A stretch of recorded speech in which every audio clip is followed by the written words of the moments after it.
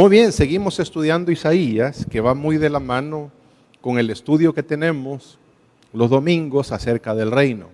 En otras palabras, estamos aprendiendo acerca del reino de nuestro Dios. Y vamos estudiando capítulo a capítulo. El propósito de estudiar Isaías no es ir versículo por versículo, sino encontrar aquellas verdades que hablan precisamente del reino de Dios en este libro tan maravilloso de su palabra. Es el libro más citado en el Nuevo Testamento, es el libro citado por los apóstoles y por sobre todo también nuestro Señor Jesucristo lo citó en muchas ocasiones, haciendo referencia a esa palabra profética que hacía unos 750 años antes de que Él viniera en un cuerpo humano a esta tierra, el Señor hablara a través de este tan importante profeta. Hagamos un pequeño repaso antes de entrar en materia en el capítulo 4. Ya hemos estudiado capítulo 1, capítulo 2 y capítulo 3. Hemos dicho que los primeros 5 capítulos de Isaías son a manera de introducción. Si usted es curioso cómo el resto de profetas comienzan a narrar la revelación que Dios tiene para sus vidas, comienzan siempre con el llamado que Dios les hace a ellos. Jeremías, todos los otros profetas siempre comienzan con que el Señor me habló y me dijo esto, o el Señor me llamó para hacer esto. Sin embargo, Isaías reserva esa parte que es importante también porque es parte de la hoja de vida del profeta para que sepan que no es alguien que está loco, que es alguien que soñó cosas o alguien que está siendo inspirado por un espíritu engañador, sino que por la voluntad de Dios. Pero el profeta Isaías se reserva eso hasta el capítulo 6. Y los primeros 5 capítulos sirven para enseñarnos varias cosas. Una de esas cosas es la condición de decadencia en la que ha entrado Judá. Acuérdense que en el tiempo de Isaías el reino está dividido, el reino de Israel y el reino de Judá en el sur. Habíamos dicho que hay una decadencia tan marcada en Israel que desde que el reino se dividió han estado adorando a dioses ajenos. Sin embargo, en Judá se ha estado practicando los ritos que están estipulados en la ley de Moisés. Mas, sin embargo, el Señor es muy fuerte en hablar al pueblo de Judá, a su pueblo, porque han entrado en una decadencia donde todo eso lo hacen de manera religiosa, pero no lo hacen conscientemente para el Señor. Capítulo 1 habla precisamente de ese plan glorioso que Dios tiene. Es cierto que el Señor señala el pecado, es cierto que el Señor trae juicio sobre ese pecado, el juicio trae castigo, pero con el castigo también viene la restauración, viene también, y el plan de Dios no solo termina en salvación, restauración, sino que termina en exaltación. Y por eso en Isaías cobra tanta importancia el reino del Señor, porque es la culminación del plan de Dios de señalar el pecado, de castigar el pecado, de enjuiciar el pecado, de salvarnos, de restaurarnos, pero también de exaltarnos. Y eso es sumamente importante en Isaías. Y lo mirábamos en el capítulo 1. Capítulo 1 es como, a mí los gringos me enseñaron a hacer ensayos. A mí los ingenieros no mucho nos gusta escribir. Pero los gringos tienen una estructura para escribir esos ensayos y eran materias obligatorias, ¿verdad? Porque de una u otra manera uno tiene que escribir. Y la manera como siempre se escribe es que en el primer párrafo, y si ustedes ven, por ejemplo, mis devocionales, las reflexiones que hacemos en los devocionales, en la primera frase es un resumen de todo lo que se va a hablar después. Entonces Isaías es más o menos esa estructura. El capítulo 1 es como el párrafo principal donde habla de todo el aspecto de lo que va a cubrir el libro. Esas fases que miramos donde Dios no solamente quiere nuestra salvación, sino que quiere también nuestra exaltación. Capítulo 2 es un capítulo donde introduce de manera inmediata el reino, nos da una ventanita para que veamos el reino, y de lo que habla Isaías en la gran mayoría de los casos es del reino milenial. Acuérdense que el reino tiene tres manifestaciones: el reino que vivimos hoy día, que no es tan evidente a los ojos de los hombres como lo mirábamos el domingo, pero va a venir un tiempo donde el Señor va a establecer su reino milenial, y es justamente eso. En esta tierra Él va a gobernar con todos sus santos. Toda la tierra va a venir a ser propiedad del Señor. Los reinos van a estar regidos con vara de hierro por nuestro Dios, y la promesa del Señor es que nosotros también vamos a regir a esas naciones. Capítulo 2, lo que habla, el énfasis que pone en ese capítulo 2 acerca del reino, es que ese reino va a estar lleno de la verdad de Dios. No va a haber espacio para la mentira, no va a haber espacio para la fantasía, para las filosofías de hombre, para los pensamientos inicuos. Sabemos proféticamente que para que comience el reino milenial, una de las cosas que deben pasar es que Satanás va a ser apresado por esos 1000 años. Entonces el engañador no va a tener esa libertad, va a estar en el abismo y va a ser liberado hasta que pasen esos 1000 años. Pero en esos 1000 años no va a haber espacio para el engaño, para la mentira. Y la verdad de Dios, dice la Escritura, que va a inundar las naciones, así como el mar cubre la tierra. Así será de maravilloso la verdad de Dios. Y la gente en ese reino va a tener ese deseo. Va a haber un turismo espiritual, de que la gente de las naciones van a viajar hasta Israel, donde va a estar la presencia literal de nuestro Dios, para aprender de sus verdades. Y nosotros vamos a ser esos agentes a nivel mundial, reinando como reyes y sacerdotes para también ejercer la justicia que nace precisamente de la verdad del Señor. Capítulo 3 habla de un juicio, donde Dios se sienta en su trono, pero como juez, y pone por testigos a la tierra, el cielo, y justifica la razón por la cual el castigo es tan duro para con Judá. Y es duro, y va a ser duro, proféticamente hablando, ya para nosotros es historia ahora, porque toda esa arrogancia, toda esa petulancia, toda esa riquezas que han sido mal habidas y que a la gente de Judá les ha permitido aferrarse a esas ganancias mal habidas, para despegar su corazón del Señor, para cumplir nada más con un ritualismo, pero que su corazón está lejos de Dios. Entonces Dios viene y va a traer como juicio a los caldeos para usarlo como una vara para castigarlo, y el castigo va a ser durísimo.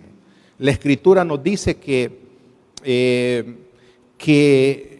el hombre, el varón, va a ser escaso en esos momentos.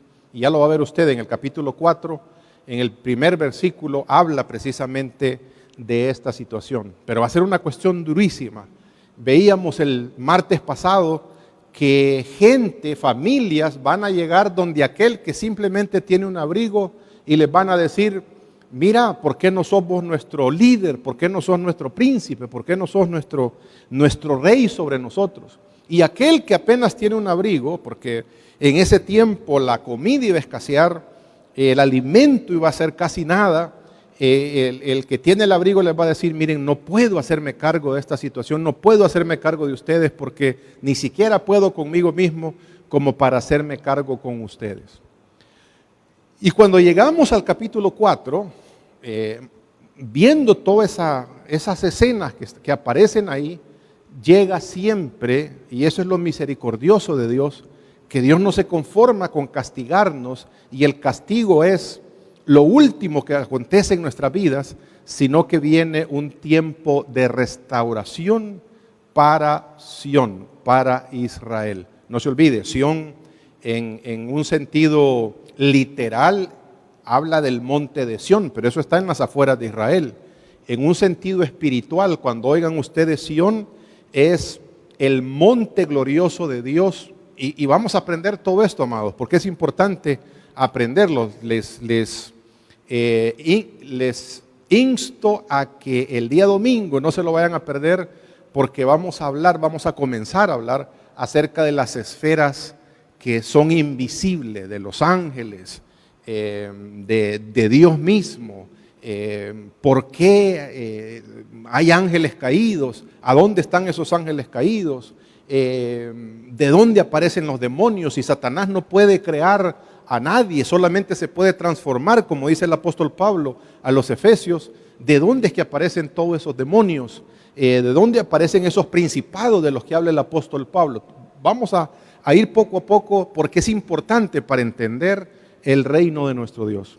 Capítulo 4 entonces habla precisamente de esa promesa de restauración para la nación de Israel. Y vamos a Isaías capítulo 4, versículos 2 y 3.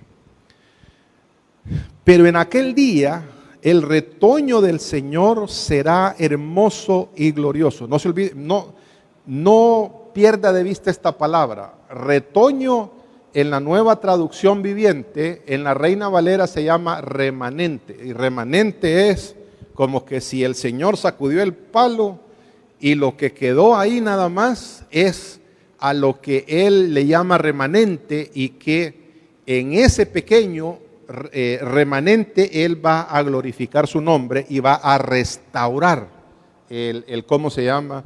La gloria de Judá en este caso. Entonces dice, pero en aquel día el retoño del Señor será hermoso y glorioso. El fruto de la tierra será el orgullo y la gloria. Acuérdense, va a haber escasez, va a haber hambre, va a haber falta de alimentos, pero la promesa del Señor es, pero va a venir un tiempo donde la gloria de Sión van a ser sus propios frutos. De todos los sobrevivientes de Israel, los que queden en Sión serán un pueblo santo. Los que sobrevivan la destrucción de Jerusalén y estén registrados entre los vivientes. Porque debe saber usted que hay un libro que lo llevan los ángeles, hay un récord celestial donde están los que estamos vivos, y cuando partimos de este mundo borran nuestros nombres y nos ponen en el libro de los ya fallecidos. Y lo que está diciendo acá es, los que están en el libro de los vivientes, que queden como ese remanente, va a ser un remanente glorioso, porque la mano del Señor va a llegar a restaurar a ese remanente. Así como estamos, vamos a pedir la bendición del Señor.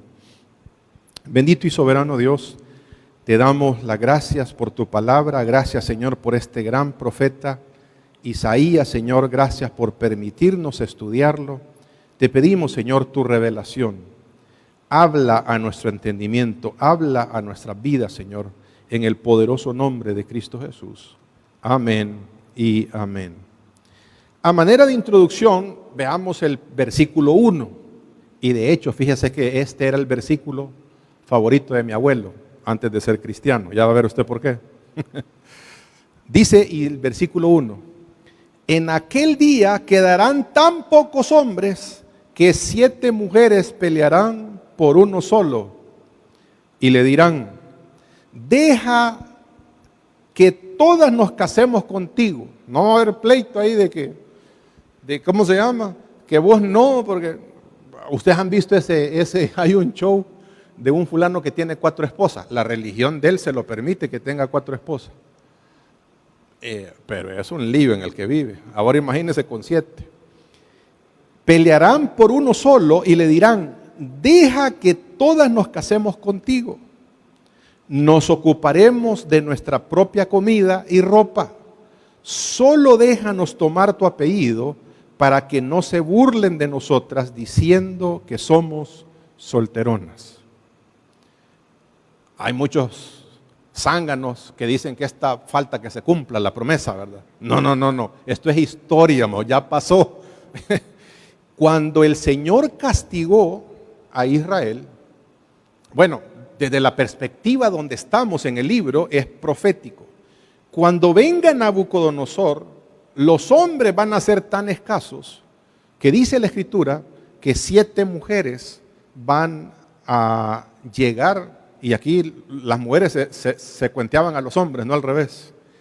7 mujeres van a decirles, cásate con nosotros para que no llevemos el oprobio de nuestra soltería. Para una mujer, amados, desde la perspectiva de Israel, usted debe comprender la idiosincrasia, el pensamiento de una mujer israelí. Una mujer sin hijos es una mujer, desde la perspectiva de la Escritura, en el Antiguo Testamento, es una mujer que aparenta al resto de la sociedad como que Dios la ha castigado, como un castigo de Dios. Porque esa promesa que el Señor le hizo a Adán cuando lo estaba restaurando, le dijo que iba a poner pleito entre la simiente de la mujer y la simiente de Satanás. Vamos a aprender el domingo quién es la simiente de Satanás. Y la simiente de la mujer, lógicamente, está llevándose hasta la persona de Cristo, pero tienen que pasar varias generaciones para llegar hasta la persona de nuestro Señor Jesucristo.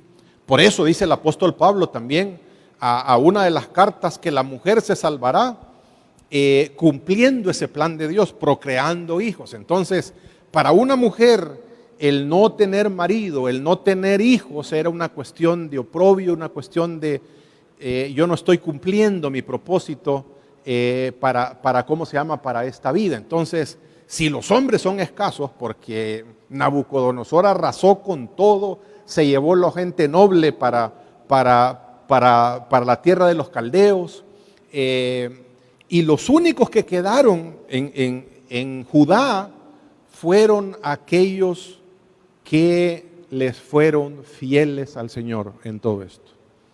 ¿Quiénes son estos fieles? La mayoría de ellos es gente humilde, gente que no tiene riquezas, gente que tiene pocos recursos. Y aquí hay un gran ejemplo, amados, y por eso me quiero detener en este pasaje. Solo déjenme avanzar un poquito más en Isaías. Volvamos al pasaje con el que arrancamos. Y voy a leer el versículo 3 para explicar todo esto que está sucediendo, todo el trasfondo, no histórico, sino espiritual de lo que el Señor quiere que aprendamos esta noche. Los que queden en Sión, en otras palabras, aquellos que queden en Israel, que queden en la tierra de Judá, que no sean llevados cautivos por Nabucodonosor, que no sean llevados como esclavos para la tierra de los caldeos, aquellos que queden en la tierra, y lógicamente usted póngase a pensar en términos humanos, ¿a quién dejaría usted cuidando la tierra y que no le vaya a ser un impedimento para que cada vez que quiera venir, entonces no tenga que se le ha montado un ejército, que se le ha montado una mancha brava, que se le ha montado algo en contra de rebelarse? A la gente más humilde, a aquellos que, ¿cómo se llama?, que tienen que vivir de sembrar la tierra, aquellos que tienen que vivir de las pocas ovejitas que quedaron ahí como remanente. Entonces el Señor está diciendo, aquellos que no son llevados fuera de Judá, fuera de Sión, ¿qué va a pasar? Los que queden en Sión serán un pueblo santo. En otras palabras, el no salir de la tierra de Israel, oiga lo que estoy diciendo, más, porque esto tiene que ver mucho con el reino. El no salir de la tierra de Israel significa quedar bajo la cobertura altura del Señor. ¿Ustedes se acuerdan lo que aprendimos el domingo? Cuando David está siendo perseguido. A David es forzado a salir de Israel porque lo está persiguiendo Saúl. Y cuando David confronta a Saúl, él estando en la cueva, en la peña, y Saúl estando abajo con sus hombres que lo anda siguiendo para matarlo, le dice: Señor rey, ¿qué tiene conmigo? Yo no le estoy haciendo absolutamente nada a usted. Y David dice: a mí me han forzado, yo no es que ando aquí por gusto, que ando queriendo ver cómo le hago la vuelta para matarlo o cómo quitarle el trono. A mí la gente misma de Israel me ha dicho: salite de tu casa y andate a otros pueblos fuera de Israel, y se lo dicen, lo mirábamos el domingo, a servir a otros dioses. ¿Por qué le dicen a servir a otros dioses? Porque, y aprendamos esto, amados, y lo vamos a terminar de aprender el domingo, porque salir de Israel, de la tierra de Israel, era el equivalente a salir de la presencia gloriosa de Dios. Ahora, David sabe que Dios está en todos lados. El problema es que el reino de Dios, donde Dios ejerce su autoridad, donde Dios manifiesta su gloria, donde Dios ha tomado por herencia ese, llamémoslo así, mini reino en comparación con todos los otros reinos de la tierra, salir de esa tierra era el equivalente a estar a merced de otros dioses. Yo sé que no lo va a entender por completo, el domingo lo vamos a explicar muy bien, pero explicábamos el domingo también que hay principados que son dueños de las naciones, hay espíritus de maldad que controlan por eso es que vemos el mundo que está tan loco, gobernantes haciendo tonteras, pensando como que pensaran no con la cabeza, sino que con los pies, porque están influenciados por príncipes de maldad, por espíritus engañadores, espíritus que en su manera de pensar, en su manera de razonar, se adueñan del pensamiento de los medios de comunicación, se adueñan del pensamiento de las redes sociales. ¿Usted ha visto cuánta estupidez hay en las redes sociales? ¿O hay alguna cosa buena? ¿Aló? ¿Y entonces para qué lo miran? Son bromas. Se adueña. Y seamos honestos. ¿Cuáles son los videos que se hacen virales aquí? Una vieja bailando en calzones, un fulano que se cae en un cactus y se espina todo. Solo estupideces. Y sabe que es tan injusto este asunto que no se hace viral a un padre que lucha para llevar a sus hijos a la universidad y que se le gradúen lavando carros o haciendo trabajos. No. Esos pasan desapercibidos en las noticias. ¿Para qué vamos a hacer viral las cosas buenas? Hagamos las cosas virales changonetas. ¿Por qué? Porque los medios de comunicación están supeditados a los pensamientos de espíritus demoníacos. Entonces, salir de la tierra de Israel era, y si lo quiere ver así, amado, si usted lee Ruth, por ejemplo, Ruth es como el capítulo que continúa del libro de Jueces. Los últimos 3 historias, las últimas 2 de Jueces y la última de Ruth, hablan precisamente de el caos, de lo tenebroso que es pensar salir de la tierra de Israel. La suegra de Ruth, que fue con el marido, dijeron: no, aquí no hay comida, entonces vayámonos allá con los moabitas. ¿Y qué pasó cuando llegó donde Moab? Se le murió el marido, se le mueren los 2 hijos, y ella regresa nada más sin nada. Por lo menos ahí llevaba algunas cosas cuando iba para afuera, pero cuando regresa no tiene absolutamente nada y va con la carga todavía de la nuera. ¿Me explico? Entonces, salir de la tierra de Israel para un israelita es, no, yo no quiero estar fuera de la presencia del Señor. Yo no quiero estar a merced de que otros dioses me engañen, porque es aquí el reino donde el Señor ha establecido su reino. Y ahora vamos a ver el domingo qué tan importante es eso. Y mire esto, amados. Se vuelve a repetir la historia. Aquellos que salen como castigo, pero los que se quedan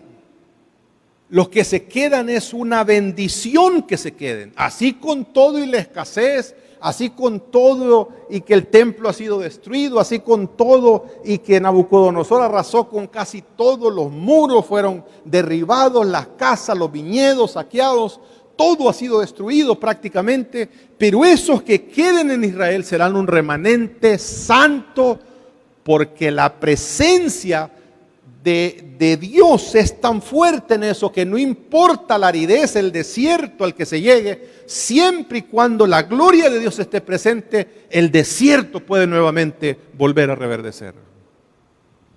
Hay un pasaje que es de los pasajes más mal interpretados en la Escritura, y es precisamente en Mateo capítulo 24, versículo 40 al 42. Y se los leo, amados.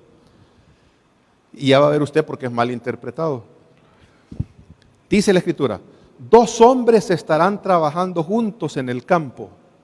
Este es Jesús hablando de los eventos proféticos que van a acontecer en Israel. San Mateo 24 es precisamente todo ese cúmulo de profecías. 2 hombres estarán trabajando juntos en el campo, uno será llevado y el otro será dejado.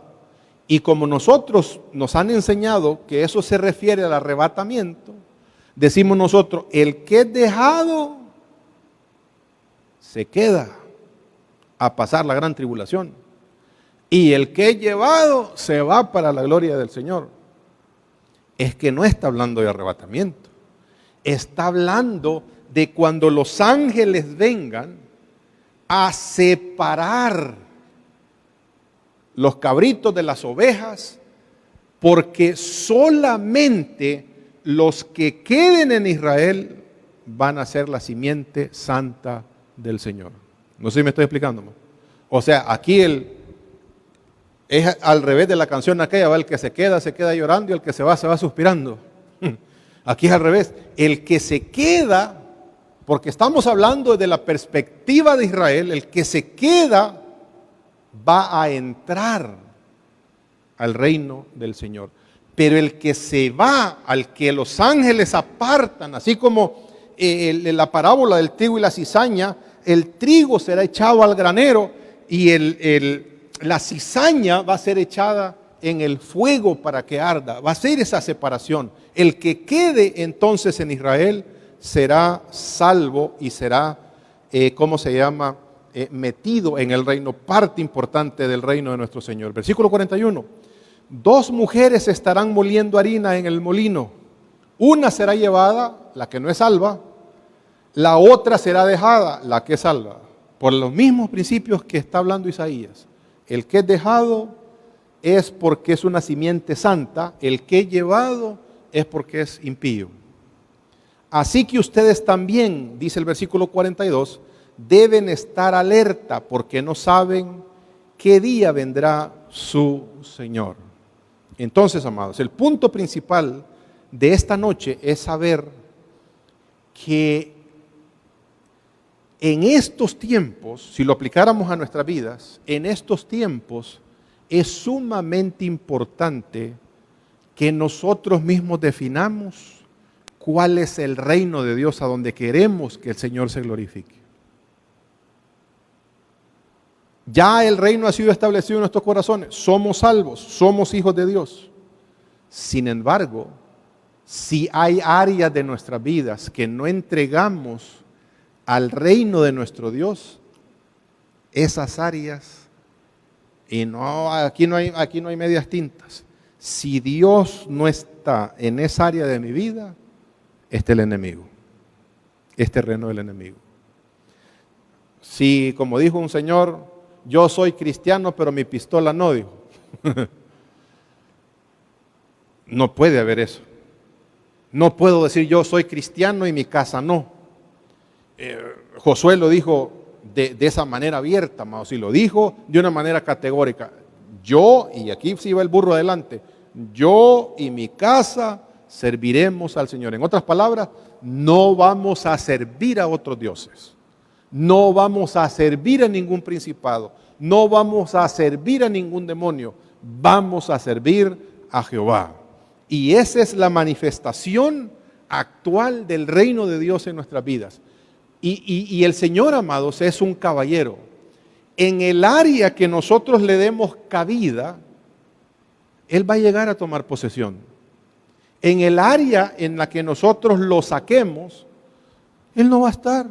Y como no está Él, entonces es un territorio para que seamos engañados por un pecado, por una mentira, por cualquier situación. En todas las áreas de nuestra vida. ¿Estamos? Entonces, el territorio donde el reino de Dios se tiene que manifestar es sumamente importante para nosotros. Hay cristianos que piensan de esta manera. No. Y a mí me lo decían cuando era más joven. Pastor, me decían, si yo ya estoy viejo, que me mandaré enseñando usted, que no sé qué, que aquí, que allá. Si la Biblia es para los domingos. Sí, solo para los domingos. Y el resto de nuestras vidas. Y cuando vamos a la universidad o vamos a ¿cómo se llama? Cuando convivimos como familia o cuando vamos a nuestros trabajos o a nuestros negocios, entonces Dios no tiene cabida ahí. Y ahora usted se va a entender muchas cosas de por qué a veces nuestra vida está tan patas arriba. Porque Dios no está reinando en esa área específica de nuestras vidas. Y que reine nuestro Dios en nuestra área, es garantía. En esta vida vamos a ver altos, van a haber bajos, van a haber desiertos, van a ver lo que usted quiera. Pero si el reino de Dios permitimos que se establezca en todas las áreas de nuestra vida, una cosa estamos seguros, que este mundo se puede zamaquear lo que usted se quiera, pero el que hace la voluntad del Señor permanece para siempre, dice su palabra. Amén. Sigamos entonces. Siguiente versículo. Esta parte, amados, es dura, durísima. Versículo 4. El Señor lavará la inmundicia de la hermosa Sión. Espéreme. El Señor, hay una, en Hebreos, en los primeros capítulos, mejor dicho, en el capítulo 2, hay un pasaje que dice que Dios da la retribución justa por nuestro mal accionar. En otras palabras, nunca va a ser el castigo menor a lo que nos merecemos, ni nunca va a ser el castigo mayor a lo que nos merecemos. Siempre va a estar a nuestra medida, a la medida de nuestra necedad, a la medida de nuestra iniquidad, a la medida de lo que nosotros no le demos la oportunidad a Dios de limpiarnos.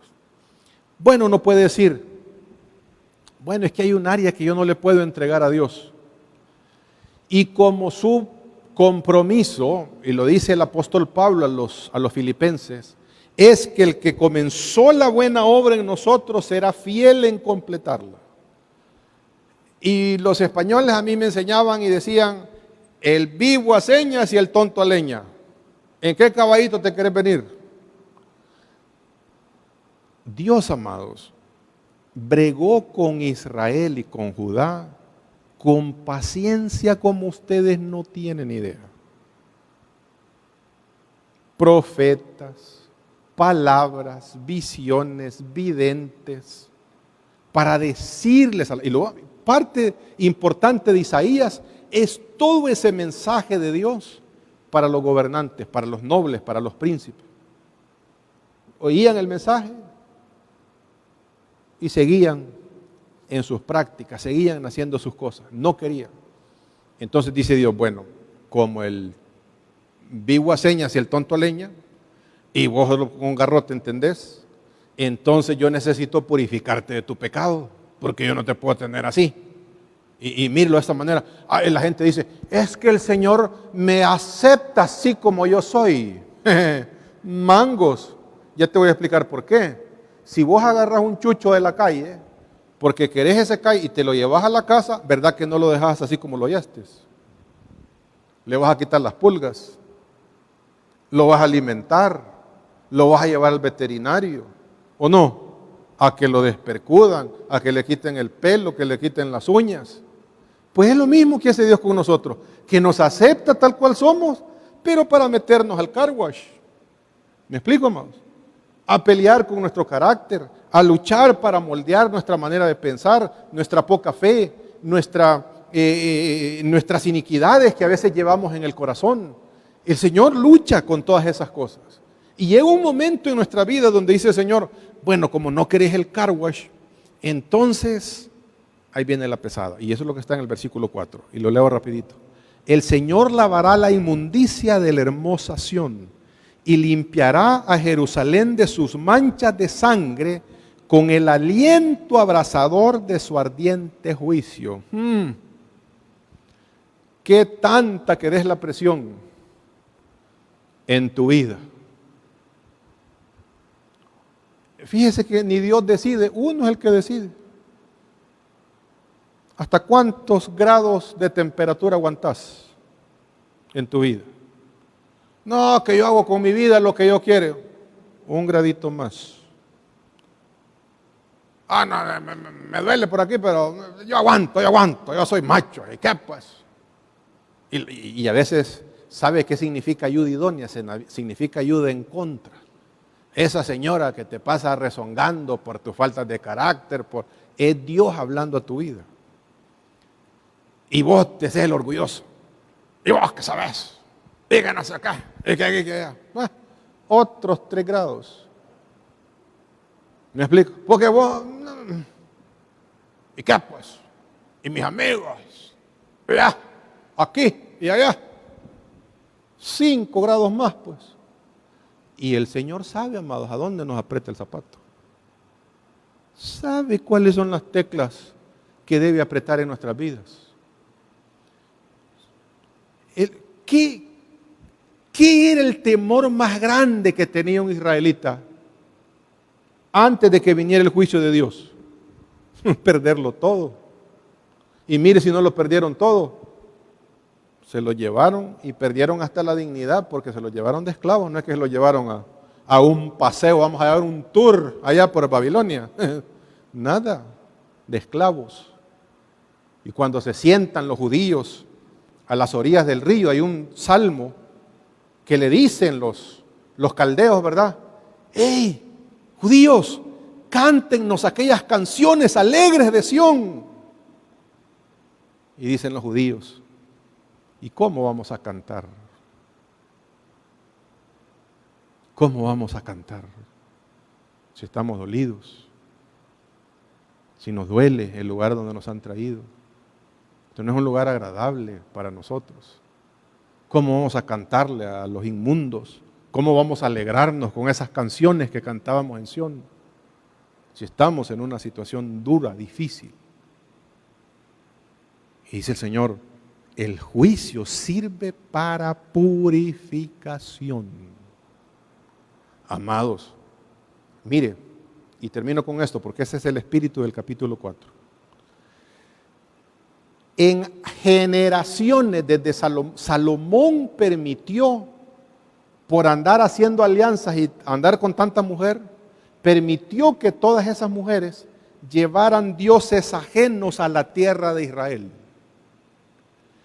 Y ya va a ver usted, y le va a hacer clic, todo lo que vamos a hablar el domingo, le va a hacer clic de un montón de cosas que usted se ha preguntado en la Biblia y no se ha podido contestar. ¿Por qué de los lugares altos? ¿Cuál es la razón? ¿Y por qué el Señor está en contra de esos lugares altos? ¿Y por qué esos dioses? Y todos los reyes que pasaron, teniendo el poder para cambiar eso, No lo hicieron. Ni Ezequías, ni el primer rey que aparece ahí en ¿cómo se llama? Usías, que era quizás muy pariente de ¿cómo se llama? El profeta Isaías. Dios los prosperaba, los bendecía, pero ¿y los dioses falsos? Bien, gracias. ¿Y sabe por qué bien, gracias? Porque yo necesito los votos. Y venga ese voto. Porque yo no quiero echarme en contra de este pueblo. Yo no quiero hacer cambios aquí porque, cuidadito, estos hermanitos aquí son cosas serias. No querían hacer cambios. ¿Y sabe qué pasó? Con la chaineada que pegó el Señor, se llevaron dioses, se llevaron oro, se llevaron plata, joyas, los de Nabucodonosor, Dios permitió que hasta las cosas del templo se llevaran. ¿Sabe para qué? Para limpieza. Y 70 años más tarde, el Señor los hace regresar a la tierra de Israel, pero ya está libre de un montón de dioses ajenos, para que el único y verdadero Dios sobre la tierra de Israel sea el Dios verdadero. Es que, amado, Dios nunca va a aceptar en nuestras vidas ser un plato de segunda mesa. Usted tampoco, con la dignidad que tiene, no aceptaría ser plato de segunda mesa. No, fíjate que Dios, que yo te quiero en el corazón, pero te voy a dar ahí, si mi corazón fuera como una casa, ¿verdad? Te voy a dar chance ahí que duermas en la hamaca. No, Dios no quiere la hamaca. Dice la Escritura, dame tu corazón y tus ojos van a ver por mis caminos, van a ver mis caminos. Y el mensaje central, amados, de esto es, si nosotros no queremos luchar en contra de aquellas cosas que sabemos que están mal en nuestras vidas, esperemos que sea Dios el que obre para limpiarnos. Porque al que lleva fruto, lo limpia más para que lleve más fruto. Nosotros, amados, le pertenecemos a Dios, valemos la sangre del Cordero. Y Dios no tiene ninguno que andar persiguiéndolo en la Procuraduría para que se haga cargo de sus hijos. El domingo le va a quedar clarito, amados. El corazón de Dios de compartir con su familia, tanto celestial como en el área terrenal. Dios no se place, siendo Dios y que no necesita de nada ni de nadie, Él se complace en su familia. Pero el Espíritu Santo, dice la Escritura, nos anhela celosamente. Permitamos entonces que el reino de Dios venga a todas las áreas de nuestras vidas y que nuestro Padre Celestial se glorifique en cada uno de nuestros corazones. Amén. Oramos. Bendito y soberano Dios, te damos las gracias por tu palabra.